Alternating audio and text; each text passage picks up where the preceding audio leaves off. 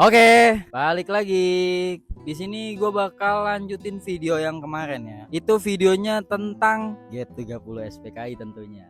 Tapi sebelum itu kenalan dulu kali.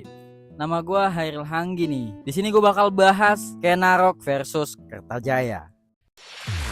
この番組はご覧のスポンサーの提供でお送りしました。 Jadi pada tahun 1191 kerajaan Kediri ini dipimpin nih sama Raja Kertajaya. Nah cuman kenapa dia bisa diberontak sama Ken Arok? Siapa itu Ken Arok? Oke, kita bahas Ken Aroknya dulu. Jadi Ken Arok ini kayak gubernur atau pemimpin suatu daerahnya Kediri lah, di Tumapel, Jawa Timur. Nah di situ kebetulan dia juga ingin memerdekakan daerahnya, dan dia juga ingin nih menjadi raja bagian dari daerahnya. Nah cuman gimana caranya untuk dia bisa menjadi raja? Kita lanjutin ceritanya Kertajayanya dulu. Pada zaman Kertajaya, si Kertajayanya ini udah keterlaluan lah intinya. Dia udah menganggap dirinya kayak dewa. Pokoknya dia harus disembah nih sama masyarakat-masyarakatnya, sama pemuka-pemuka agamanya. Dan dia ngumpulin semua masyarakat dan pemuka agamanya nih, Brahmananya. Dia kumpulin, "Hei para Brahmana, sembahlah aku sebagaimana engkau menyembah Siwa." Nah cuman si Brahmananya ini gak setuju sama pernyataan dia. Dan dia bilang, "Wahai raja, kenapa kita harus menyembah engkau? Kita kan hanya menyembah Siwa dan dewa-dewa setelahnya. Kita gak mungkin menyembah raja." Dan raja pun mengelak, "Hei Brahmana, hari ini kamu harus tetap menyembahku sebagai raja." Dan Brahmana pun tetap menolak dan dia lari intinya. Dia lari ke daerah Jawa Timur di Tumapel. Dan kebetulan pemimpin di sana itu adalah Ken Arok yang tadi. Nah, si Ken Arok ini mendengar informasi tentang rajaku udah kelewatan, dan dia juga menerima pengaduan dari para Brahmana yang udah kayak gitu, memanfaatkan situasi yang ada untuk dirinya sendiri tuh, kepentingan dirinya sendiri. Nah, di sini dia dia menerima pertawaran untuk menyerang Kertajaya dan menggulingkan dia dari kepemimpinannya. Informasi itu pun terdengar di telinga Kertajaya, dan Kertajaya mengumumkan berita ini ke seluruh masyarakat bahwa tidak akan ada yang bisa membunuh saya selain Siwa. Dan itu pun berita tadi terdengar juga di telinga Ken Arok tentunya. Dan Ken Arok mengubah namanya menjadi Bahtara Guru atau Titisan Siwa. Asik, makin asik nih. Nah pada tahun 1222 perang Ganter pun terjadi nih.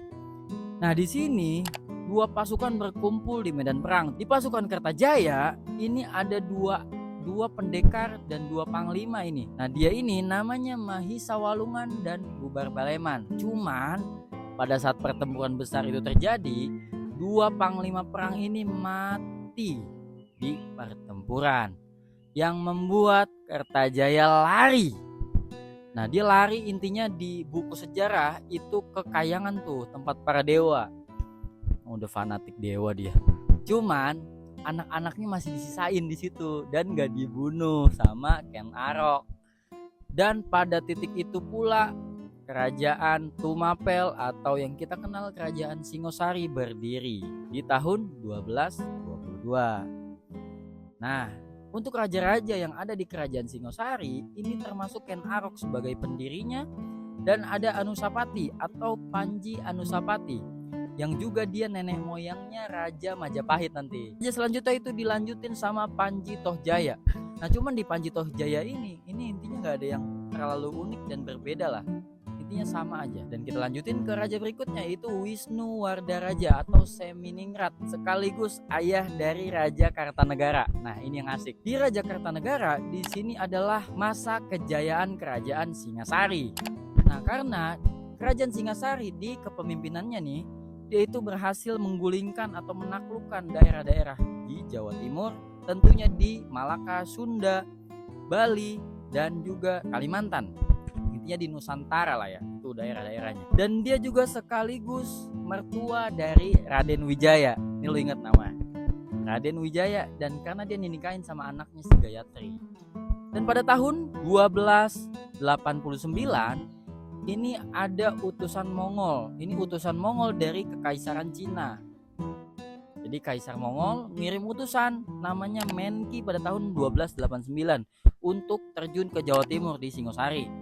Dan dia bilang dia harus menaklukkan atau Singosari ini harus tunduk di bawah kekuasaannya Mongol. Cuman karena di masa kejayaannya si Kartanegara, dia ini nggak mau lah nurunin egonya dia, karena dia nggak mau jatuhin harga dirinya. Dia nggak mau tunduk lah, siapa Kaisar Mongol itu. Maka dari itu si Menki ini dipanggil lah sama pasukannya Kartanegara, sini si Menki. Dan beritanya itu dipotong coy kupingnya. Dan itu juga membuat agar Kaisar Mongol tidak macam-macam sama Singosari. Karena lu jangan balik lagi lah. Ini Menki udah jadi pelajaran nih, supaya mereka nggak balik lagi lah. Di saat itu nggak jauh nih dari kejadian si Menki dipotong kupingnya, 3 tahun setelahnya Kertajaya itu kan ninggalin 3 anak tuh. Intinya anak-anaknya ini Jayasabha itu punya anak namanya Sastrajaya. Nah Sastrajaya ini punya anak namanya Jayakatwang. Nah di tahun itu setelah kejadian Menki tadi, si Jayakatwang ini memberontak balik, mau balikin kekuasaan Kediri atau kekuasaan leluhur-leluhurnya lah. Di masa Jayakatwang dia menyiasatkan untuk menjadikan atau mengadakan peperangan kepada Kartanegara. Di situ dia menyiapkan pasukan. Dan juga Kartanegara juga tahu nih, wah si bocil ini Jayakatwang juga pengen juga ya memberontak ke gua. Di situ dia nyiapin kedua belah pihak pasukan. Pihak pertama itu si Jayakatwang itu dipimpin sama pasukannya Jaran Guyang. Di pihak Kartanegara dia dipimpin sama 2 menantunya, Arda Raja dan juga Raden Wijaya yang tadi tuh. Nah cuman bro, si Arda Raja ini ternyata dia anak dari Jayakatwang yang berontak. Jadi pada saat pertempuran itu terjadi, Arda Raja ini membelot ke masuk pasukannya si Jayakatwang. Sampai situ jadi pasukannya si Kartanegara kan jadi lemah ya. Dan juga ternyata si pasukan Jaran Guyang ini ternyata cuma pancingan yang membuat ibu kota Singosari kosong. Dan pasukan Jayakatwang seluruhnya tuh, pasukan yang udah disiapin itu langsung masuk ke ibu kotanya Singosari dan membunuh Kartanegara. Dan di situ pun terjadinya pendirian Kerajaan Kediri Part 2. Dan di sini dibangun sama Jayakatwang. Emang terlalu banyak pemberontakan ya. Emang dari dulu tuh untuk kekuasaan emang selalu direbutin ya. Gak sampai situ. Tadi kan Kartanegara punya 2 pasukan ya. Yang satu dipimpin sama anak Jayakatwang, yang satu dipimpin sama Raden Wijaya tuh. Nah harusnya kan Raden Wijaya ini di pihak musuh tuh, di pihak musuhnya Jayakatwang. Nah cuman sama si Jayakatwang, Raden Wijaya ini dibebasin, dimaafin, dan dia cuman diasingkan ke daerah Jawa Timur di Kediri masih, dan itu namanya di Mojo.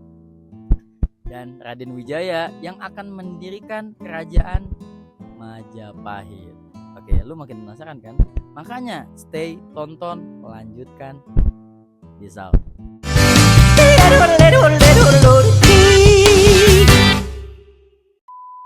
Oke, balik lagi. Nah, cuman kenapa nih? Oke, kita bahas Ken Aroknya dulu. Nah, di situ, cuman gimana caranya? Nah, pada zaman si Ken Arok. Nah, ketika di sini dia menarik. Nah, sampai situ.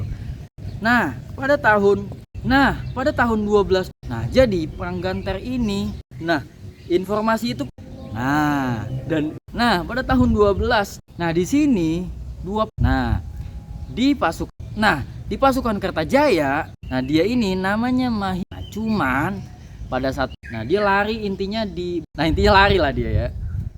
Nah, cuman Raja.